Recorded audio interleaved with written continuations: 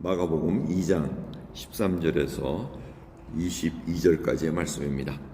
예수께서 다시 바닷가에 나가심에 무리가 다 나왔거늘 예수께서 저희를 가르치시니라. 또 지나가시다가 알포의 아들 레위가 세관에 앉아있는 것을 보시고 저에게 이르시되 나를 쫓으라 하시니 일어나 쫓으니라. 그의 집에 앉아 잡수실 때 많은 세리와 죄인들이 예수와 그 제자들과 함께 앉았으니 이는 저희가 많이 있어서 예수를 쫓음이로라. 바리새인의 서기관들이 예수께서 죄인과 세리들과 함께 잡수시는 것을 보고 그 제자들에게 이르되 어찌 세리와 죄인들과 함께 먹는가? 예수께서 들으시고 저에게 이르시되 건강한 자에게는 의인이 쓸데없고 병든 자에게라 쓸데있느니라. 내가 의인을 부르러 온 것이 아니요 죄인을 부르러 왔노라 하시니라. 요한의 제자들과 바리새인들이 금식하고 있는지라. 혹이 예수께 와서 말하되 요한의 제자들과 바리새인의 제자들은 금식하는데 어찌하여 당신의 제자들은 금식하지 아니하나이까? 예수께서 저에게 이르시되 혼인집 손님들이 신랑과 함께 있을 때 금식할 수 있느냐? 신랑과 함께 있을 동안에는 금식할 수 없나니 그러나 신랑을 빼앗길 날이 이르리니 그날에는 금식할 것이니라. 생배의 조각을 낡은 옷에 붙이는 자가 없나니 만일 그렇게 하면 기운 새 것이 낡은 그것을 당겨 헤어짐이 더하게 되느니라. 새 포도주를 낡은 가죽 부대에 넣는 자가 없나니 만일 그렇게 하면 새 포도주가 부대를 터뜨려 포도주와 부대를 버리게 되리라. 오직 새 포도주는 새 부대에 넣느니라 하시니라. 아멘. 예수님께서 계속해서 말씀을 가르치셨다고 얘기합니다. 어제 말씀에 하면은 그 중풍병자 고치는 그 방 안에서도 도를 말씀하셨다고 하시고 오늘 말씀도 보면 가르치셨다고 얘기합니다. 그러니까 주님께서는 꼭 오늘 이렇게 보면 병만 고치셨나 죄인만 불렀나 그게 아니고 가르치셨다는 겁니다. 그 가르친 내용들은 저희들이 간간히 볼 수가 있습니다. 마태복음 5장부터 8장 보면은 계속해서 주님께서 어떤 말씀을 가르치셨으나 산상수훈에 복이 있는 자는 하고 이렇게 얘기를 합니다. 또 율법이 어떻게 해석하고 있는가? 너희들은 눈에 보이는 것만 범하면 그게 범법자로 생각하지만 그게 아니다. 살인하지 말라 했는데 그 살인은 바로 마음속에 미움을 품고 욕을 하는 자마다 이미 다 살인한 자다. 또 음욕하는 것도 다 마음속에 음욕을 품고 있으면 이미 가늠한 자다. 이것이 하나님이 보시는 율법의 기준이다라는 것을 계속해서 알려주십니다. 이 듣는 자들로 하여금 그것이 굉장히 샤킹한 일입니다. 그래서 오늘 보시면은 레위라는 마태입니다. 마태가 부르심을 받고 주님을 쫓는 겁니다. 이 레위라 그랬으면 아무래도 유대인의 집안이 좋은 믿음이 좋은 집안의 사람이었다는 것을 문제시 알려줍니다. 그런데 그가 세관에 앉아 있었다는 것은 세리가 됐다는 겁니다. 그러니까 하나님의 법을 잘 지키지 못했다는 거예요. 그래서 마음속에 항상 갈등이 있었다는 거예요. 내가 이렇게 살면 안 되는데, 내가 하나님을 경외하면서도 이렇게 사람들의 손가락질 받는 그런 일을 하고 앉아 있으면 안 되는데 이게 항상 마음에 있었다는 겁니다.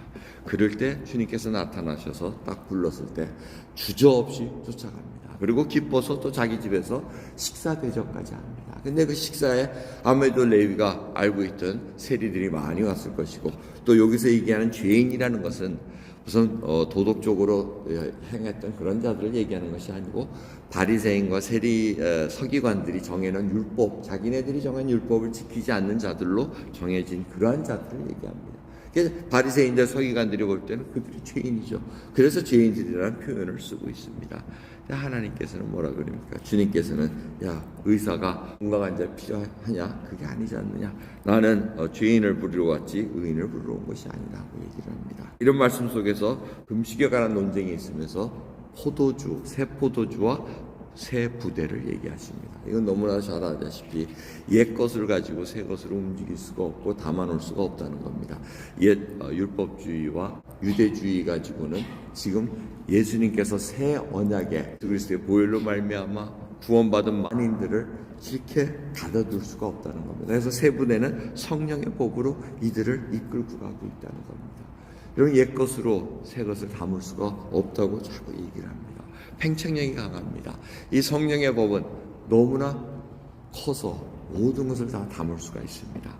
예수 그리스도의 그 보혈은 새 언약의 피로 말미암아 구원받은 백성을 다 끌어들일 수 있고 계속해서 팽창력이 있어서 퍼쳐나가고 있다는 것을 알고 있어야 됩니다. 하지만 예수 그리스도를 믿은 자들에게도 성령의 법이 주관하는 것보다 관습이라든가 자기네들이 들고 온 문화라든가 이런 거를 통해 가지고 계속해서 억압될 수가 있다는 것입니다. 진리를 할지니 진리는 자유케 한다고 말씀하십니다. 이 자유를 억압시킬 수가 없습니다. 우리가 알고 있는 진리를 가둬둘 수가 없다는 것입니다. 그래서 계속해서 팽창력 있게 계속해서 뻗쳐나가는 것이 복음의 말씀이라는 것을 우리가 잊지 말아야 됩니다. 오늘 여러분들을 가둬두는 것은 무엇입니까? 자꾸 지나다 보면 굳어지게 돼 있습니다. 우리의 생각도 굳어지고 우리의 믿음도 굳어질 때가 있습니다. 그게 바로 바리새적인 그러한 믿음 생활로 들어갈 수밖에 없습니다. 그래서 자꾸 정죄합니다. 하나님을 자기 마음대로 재단하고 자기 뜻대로 하는 것이 하나님의 뜻이라고 착각하고 살아갈 때가 있습니다. 이미 굳어진 새 부대, 갈라질 수밖에 없는 그런 상황 속에 있다면 우리는 회개함으로 말미암아 성령의 법이 우리를 가두며 성령을 쫓아 행하는 그 일, 육체의 소욕이 아닌 성령의 소욕을 쫓아 나가는 귀한 발걸음으로 오늘 2024년 또 하루하루를 살아가기를 간절히 바랍니다. 하겠습니다. 하나님 감사합니다. 오늘 말씀을 통해서 저희들이 굳어진 것은 없습니까? 정말 하나님의 말씀 속에서 우리가 유연하게 포용을 가지고 살아가야 되는데 그것이 이미 굳어져 이제는 주님의 말씀도 들리지 않을 때가 있을 수도 있습니다. 주여 그거 하나하나를 회개케 하옵시고 돌아가게 하옵시고 주의 말씀대로 순종하는 하나님의 백성으로 살아갈 수 있도록 은혜 베풀어 주옵소서. 감사드리며 예수 그리스도의 이름으로 기도드리옵나이다. 아멘.